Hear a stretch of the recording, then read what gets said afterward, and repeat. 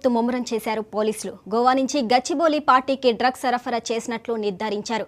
గోవాలో డ్రగ్స్ వ్యాపారి అబ్దుల్ నుంచి హైదరాబాద్కు డ్రగ్స్ సరఫరా అయ్యాయి. ప్రస్తుతం అబ్దుల్ గోవా జైల్లో ఉన్నాడు. అబ్దుల్ నుంచి డ్రగ్స్ హైదరాబాద్కు చేరినట్లు పోలీసులు నిర్ధారించారు.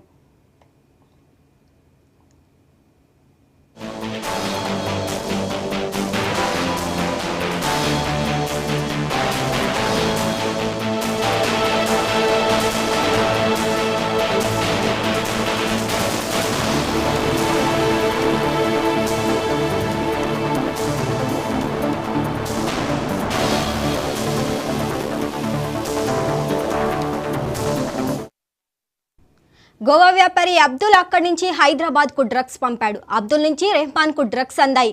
రెహమాన్ చేతుల నుంచి మీర్జాకు డ్రగ్స్ వెళ్లాయి. మీర్జా ఈ డ్రగ్స్ను అబ్బాస్కు అందించాడు. అబ్బాస్ చేతుల మీదుగా ఈ కొకైన్ ప్రవీణ్కు చేరింది. గచ్చిబౌలి పార్టీకి డ్రగ్స్ను ప్రవీణ్ చేరవేశాడని పోలీసులు చెబుతున్నారు.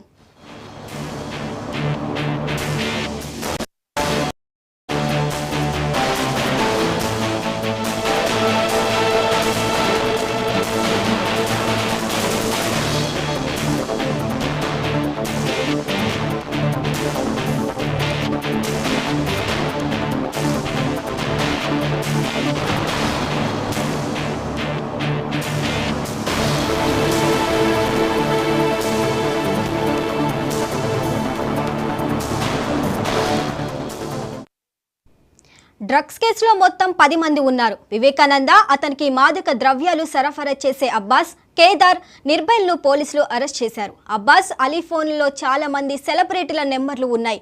రాడిసన్ హోటల్లో డ్రగ్స్ కేసులో అబ్బాస్ అలీతో పలువురు చాటింగ్ చేశారని పోలీసులు గుర్తించారు. రాడిసన్ హోటల్లో గజ్జల వివేకానందకు 10 సార్లు మాదక ద్రవ్యాలు సప్లై చేసినట్లుగా విచారణలో ఒప్పుకున్నారు.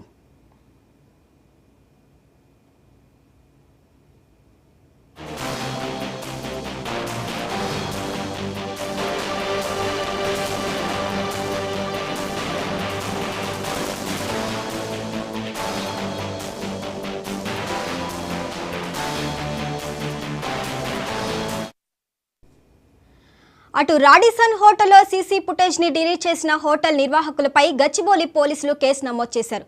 ఇక దీనిపై మరింత సమాచారం మా ప్రతినిధి గోపి అందిస్తారు. గోపి, చెప్పండి.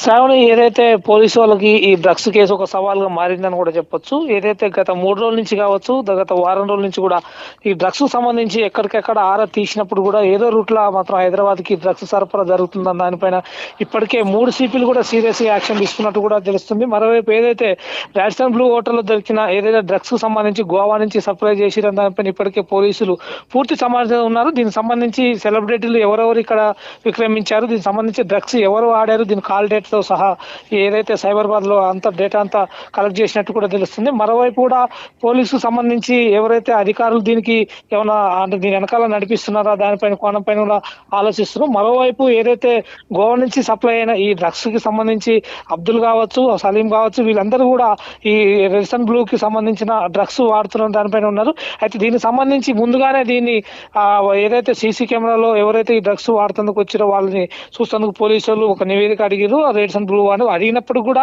వాళ్ళకి సంబంధించిన అన్ని ఫుటేజ్ డిలీట్ చేయడంతో ఇంకా మరింత ఇది సమాచారాన్ని వేగవంతం చేసినట్టు కూడా తెలుస్తుంది. మరోవైపు ఎప్పటికప్పుడు డ్రగ్స్ కావచ్చు, ఏదైతే గంజాయి కావచ్చు, తెలంగాణలో దీనంతా ఒక రూట్ లో అంటే బంద్ చేయాలనే ఆలోచనతో వాళ్ళు వచ్చినప్పుడు కూడా పోలీసు వాళ్ళు ఎప్పటికక్కడ తనిఖీలు చేసినప్పుడు కూడా ఏదో రూట్ లో మాత్రం డ్రగ్స్ సరఫరా జరిగేదనే విపరీతం జరుగుతుంది. దీనికి సంబంధించి ఫుటేజ్ లో ఎవరెవరు సెలబ్రిటీలు ఉన్నారు ఏందానిపై మరికొద్ది రోజుల్లో తెలనట్టుంది. దానిపైన ఎవరెవరు ఇక్కడ డ్రగ్స్ వాడిరు సెలబ్రిటీ అని దానిపైన లిస్టు కూడా పోలీసులు సేకరిస్తున్నట్టు కూడా తెలుస్తుంది. Shravani, thank you Gopi.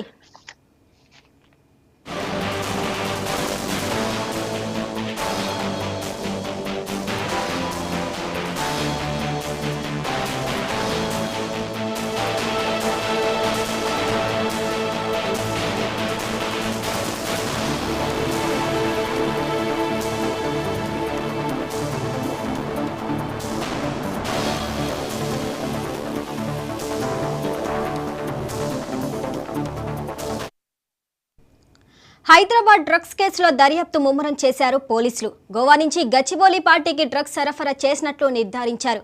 గోవాలో డ్రగ్స్ వ్యాపారి అబ్దుల్ నుంచి హైదరాబాద్కు డ్రగ్స్ సరఫరా అయ్యాయి. ప్రస్తుతం అబ్దుల్ గోవా జైల్లో ఉన్నాడు.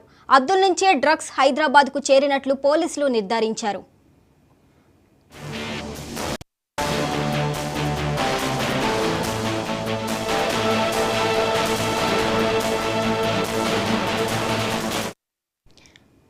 గోవా వ్యాపారి అబ్దుల్ అక్కడి నుంచి హైదరాబాద్ కు డ్రగ్స్ పంపాడు. అబ్దుల్ నుంచి రెహమాన్ కు డ్రగ్స్ అందాయి. రెహమాన్ చేతుల నుంచి మీర్జాకు డ్రగ్స్ వెళ్లాయి. మీర్జా ఆ డ్రగ్స్ ను అబ్బాస్ కు అందించాడు. అబ్బాస్ చేతుల మీదుగా ఈ కొకైన్ ప్రవీణ్ కు చేరింది. గచ్చిబౌలి పార్టీకి డ్రగ్స్ ను ప్రవీణ్ చేరవేశాడని పోలీసులు చెబుతున్నారు.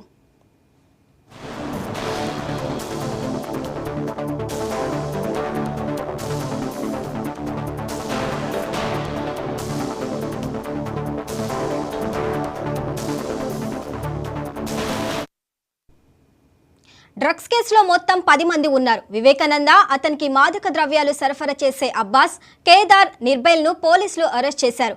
అబ్బాస్ అలీ ఫోన్లో చాలా మంది సెలబ్రిటీల నెంబర్లు ఉన్నాయి.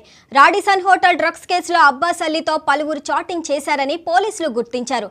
రాడిసన్ హోటల్లో గజ్జల వివేకానందకు 10 సార్లు మాదక ద్రవ్యాలు సప్లై చేసినట్లుగా విచారణలో ఒప్పుకున్నారు.